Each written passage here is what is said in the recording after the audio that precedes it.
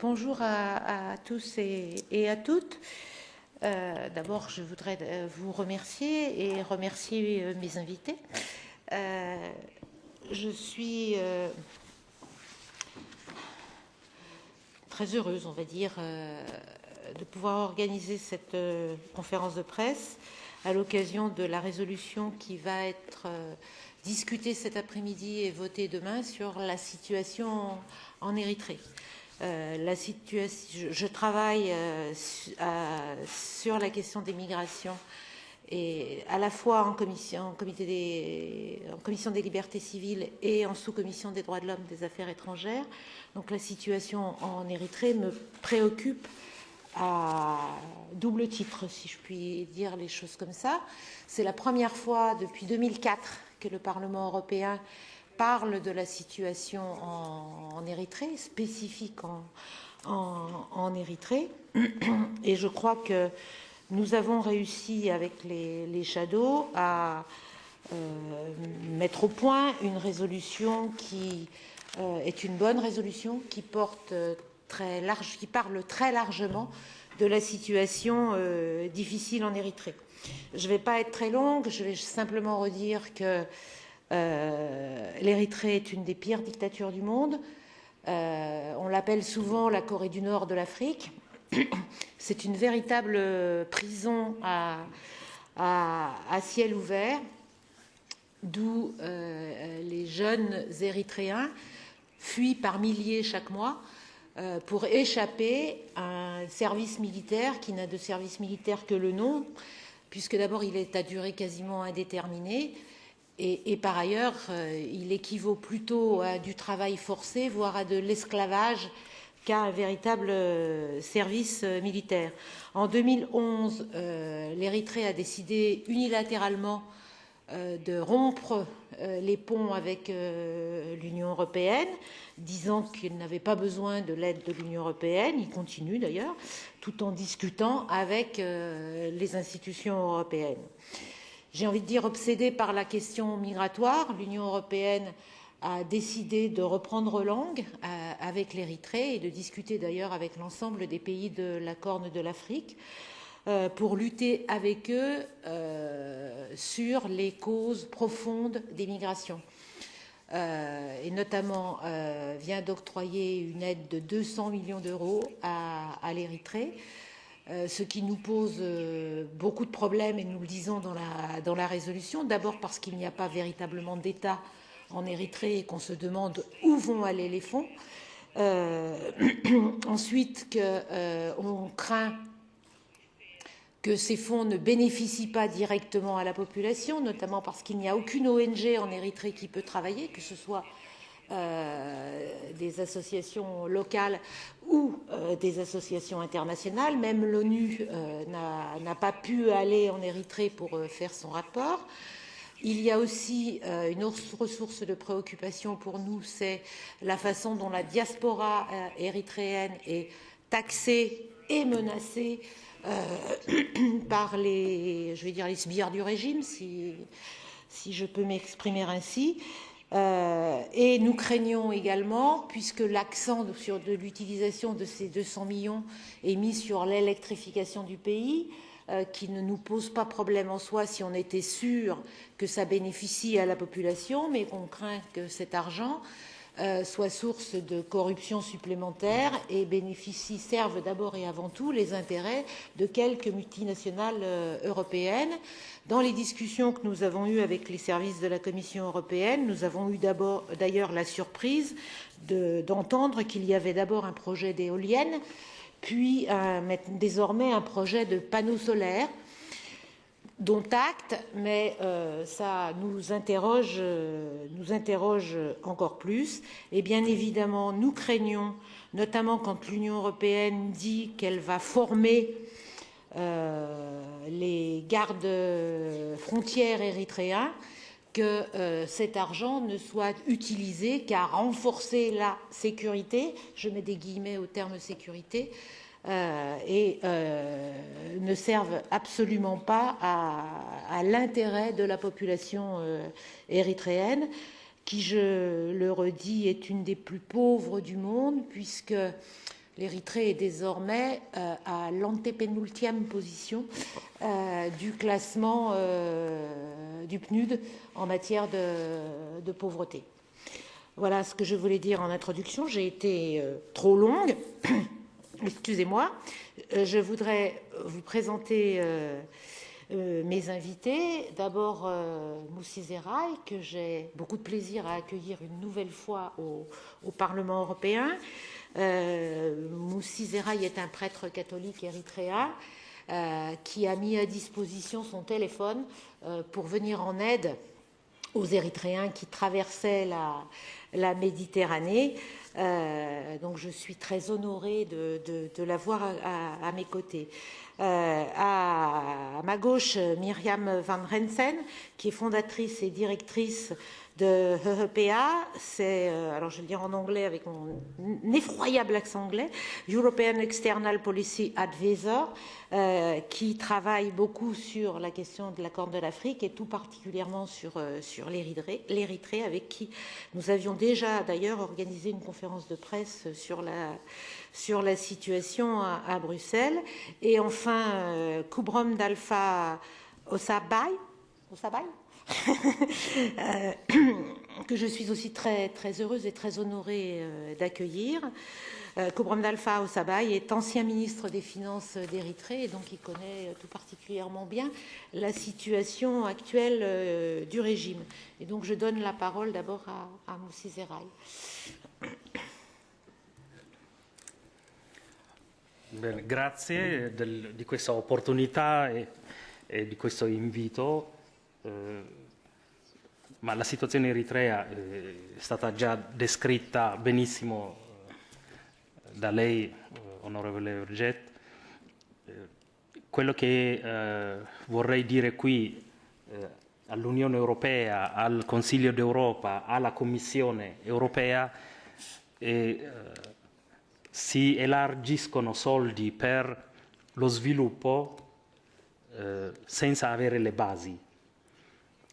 L'Eritrea non è in questo momento uno Stato di diritto, non c'è la Costituzione, e che vuol dire non ci sono i diritti fondamentali della popolazione. Una nazione che non viene governata con una base solida, una Costituzione che garantisce i limiti, i diritti, i doveri dei cittadini e di chi governa quella nazione, su quali basi si vuole costruire uno sviluppo nel Paese. E bisogna anche dire che i nostri giovani che stanno fuggendo, e come viene spesso descritto, poveri, ma questi poveri stanno spendendo una media di $5.000 a testa per scappare dal Paese. Se ci fossero le condizioni di vivibilità, di diritti, di vita dignitosa, questi soldi sarebbero stati investiti nel Paese, potevano creare la propria professionalità, il proprio commercio, le proprie attività. I problemi urgenti in Eritrea non sono i soldi, sono i diritti. Quindi quello che l'Unione Europea, la Commissione Europea dovrebbe chiedere alle autorità eritree è prima di tutto che fine ha fatto la Costituzione, perché non è mai entrata in vigore la Costituzione. Quindi che fine hanno fatto i diritti fondamentali dei cittadini di questo Paese. Il secondo punto è, dal momento che l'Unione Europea ha voluto aprire un canale di dialogo con il processo di Khartoum e coinvolgendo paesi come l'Eritrea, il Sudan, nonostante sono accusati di violazioni sistematiche dei diritti umani, basta leggere il rapporto della Commissione ONU per i diritti umani, lì è minuziosamente descritto le violazioni che avvengono in quel Paese. L'Europa, preoccupata di chiudere i propri confini e di impedire l'arrivo di profughi che fuggono da queste situazioni, dittature e persecuzioni, è disposta a pagare i gendarmi, anche i dittatori che possono bloccare flusso in uscita anche a costo della vita dei giovani, perché non è nuovo che in Eritrea ai confini tra l'Eritrea e il Sudan o l'Eritrea e l'Etiopia vengano fucilati dei ragazzi, ragazze che tentano di fuggire. Quindi con quali strumenti, con quali mezzi che al governo eritreo gli si chiede di bloccare il flusso in uscita, senza prima cambiare la situazione politica, sociale, economica del Paese. Quindi quello che chiedo alla Commissione europea e all'Unione europea, al Consiglio d'Europa, di chiedere alla Commissione di organizzare una delegazione di parlamentari che possa andare in Eritrea, ma non a fare le passeggiate che hanno fatto tanti altri parlamentari europei che sono stati giù di recente, ma di poter andare a verificare le più di 300 carceri che ci sono. Andate a vedere che cosa succede dentro queste carceri. Dove sono i ministri che sono stati arrestati, i giornalisti che sono stati arrestati, gli obiettori di coscienza che sono stati arrestati, come vengono trattati, i diritti di questi detenuti che sono stati arrestati in modo arbitrario, quindi senza nessun processo finora. Allora che fine hanno fatto questi? Perché l'Eritrea non consente alla Croce Rossa di poter accedere nelle carceri a visitare questi detenuti? E tutti gli altri diritti che sono in questo momento sospesi, con la scusa che il regime utilizza ancora, siamo in guerra con l'Etiopia. Quindi ecco l'altro punto da affrontare, la questione del confine con l'Etiopia. Bisogna convincere l'Etiopia ad accettare la decisione dell'ONU dell'aprile del 2002 per far cadere l'alibi a questo regime che sta utilizzando questa questione del confine per giustificare la sospensione di tutti i diritti fondamentali nel Paese, compreso l'entrata in vigore della Costituzione. Quindi la militarizzazione del Paese è giustificata da questo problema del confine irrisolto. Quindi queste tre cose la Commissione europea dovrebbe fare. Grazie. Merci à vous, Moussi. Je donne immédiatement la parole à Kobron d'Alpha Osabai pour qu'il nous fasse part de son point de vue. Thank you very much, the Honorable Madame Vergiat. And thank you, the EU, for giving us this opportunity to bring our case to this honorable House. I am, by the way, I want to make a correction. I was not Minister of Finance, but Vice Minister of Finance. And I was head of many of the financial offices which should be talking about this kind of help to Eritrea. So I was head of the Director of the Treasury and Director of the Tax Office. I was also head of the public debt. I was the representative of Eritrea to IMF and World Bank and all the Bretton Woods institutions. And I was highly involved in the EPLF and the PFDJ, the party, I mean, financial network. So one of the things that would like to do as introduction is, of course, we like to thank EU and European citizens for trying to help Eritrea, trying to stop this horrible migration, and also to help the people of Eritrea. My point is that this 200 million has no connection with helping Eritrea. I'm sorry to say. I mean, it's technical. It's not a matter of politics, of anything. So the goodwill of the European Union is, in this case, technically wrong, because Eritrea is not poor. Its people are not poor. What's happening is that people cannot work to go on improving their lives just like anybody in any country in the world. So I come back to the technicality of the national service. It's not national military service. It's not military service. It's not called military service. It's called the national service. And that means that people who are 18 or who are in the 12th grade of education, whichever comes first, should go to the national service. And that is 18 months only. That's the law. But since 1998, it has stopped, just like my colleague here said that it's because of the war. So what that means is anybody who is in the national service cannot do anything. He is as if, like any national service in any part of the world, he is under the military discipline. He is in the barracks. So these persons can be assigned to military, or more, they can be assigned to ministries, as journalists, as in any civil service, even in commercial activities.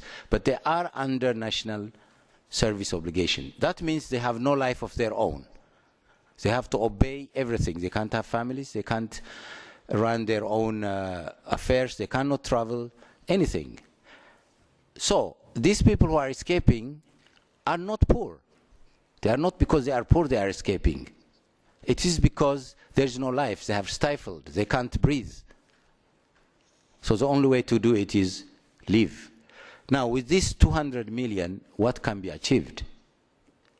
The projects are noble, maybe, because it is good, but it will not help the Eritrean people or the young people. Migration will not stop. On the contrary, it will give a boost to the government to continue what it's doing. And then this government is known for its lack of accountability, because there is no parliament, there is no budget, not even a sign of budget, no national plan. So the EU is wrong in giving such money to a person that's not accountable. And it has a bad record. The monitoring group last year reported that it has no public financial system. It is under sanction. It is also condemned by the Commission of Inquiry as having about 900 prison spots. So I don't know why a democratic institution should consider that.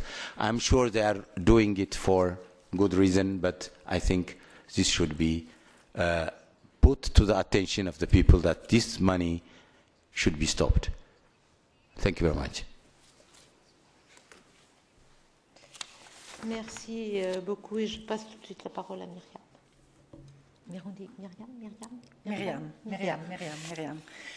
Merci, Honourable President.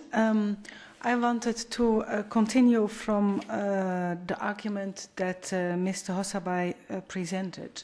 The UN Commission of Inquiry has referred to national service as slavery and is currently mandated to investigate whether this can be defined as crimes against humanity.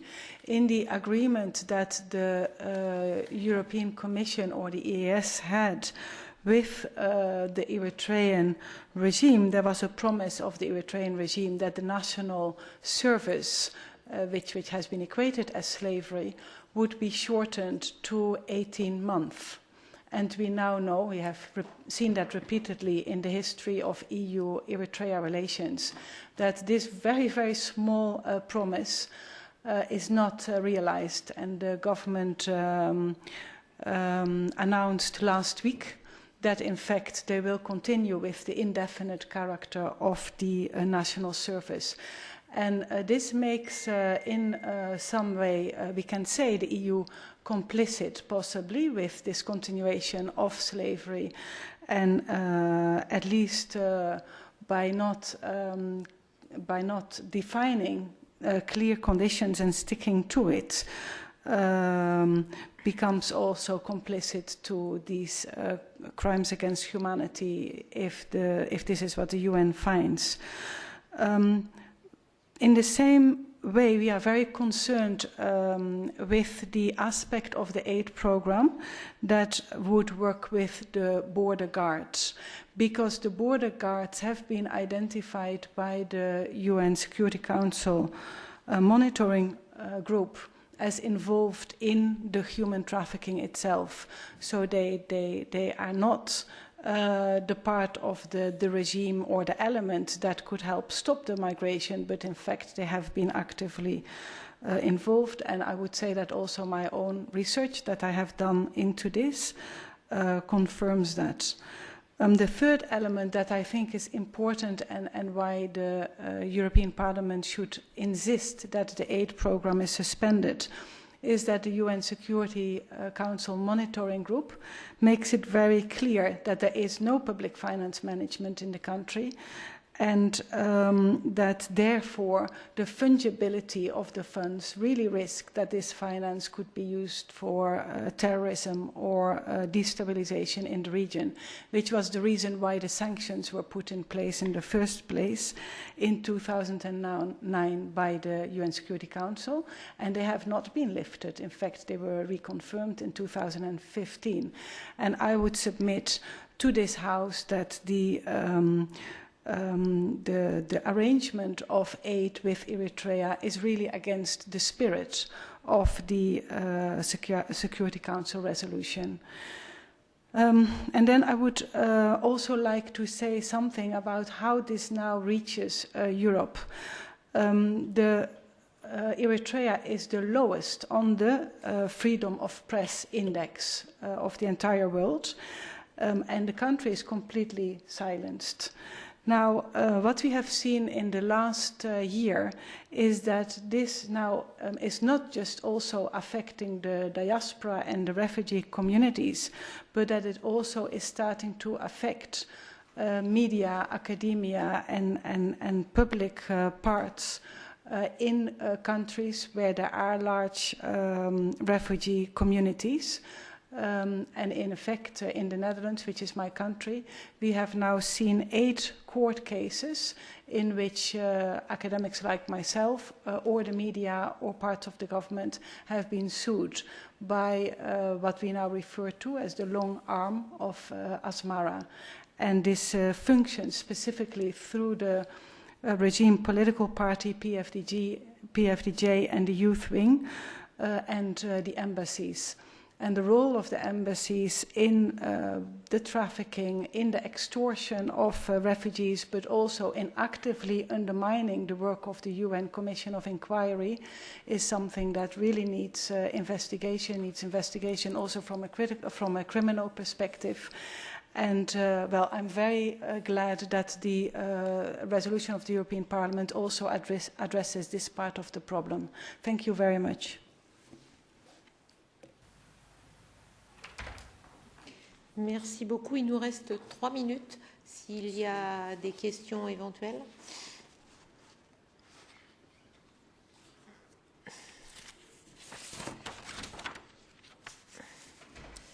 Alors, je voulais ajouter que dans les choses qui nous ont préoccupés et qui figurent dans la résolution, c'est que je disais tout à l'heure que les ONG en général, mais même l'ONU, ne pouvaient rentrer sur le territoire érythréen.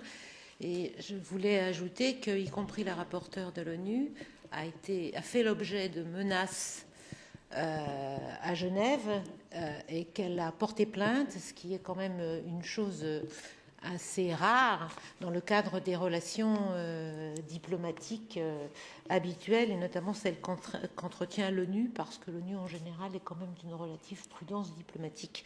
Donc pour qu'un rapporteur de l'ONU en soit à porter plainte, ça veut dire que les menaces ont véritablement été sérieuses. Et je crois aussi qu'une des choses dont je suis le plus contente, si je puis dire, qui soit dans la résolution, c'est la situation de la diaspora, les menaces qui pèsent sur la diaspora, y compris les menaces par rapport à la famille qui est restée sur le territoire érythréen, le racket qui est opéré par le gouvernement européen sur les gens de cette diaspora. Et nous avons à nouveau souligné la situation d'Isaac David. Isaac David, qui est un journaliste suédo-érythréen et qui a littéralement disparu depuis 2005 et dont nous n'arrivons plus à avoir aucune nouvelle.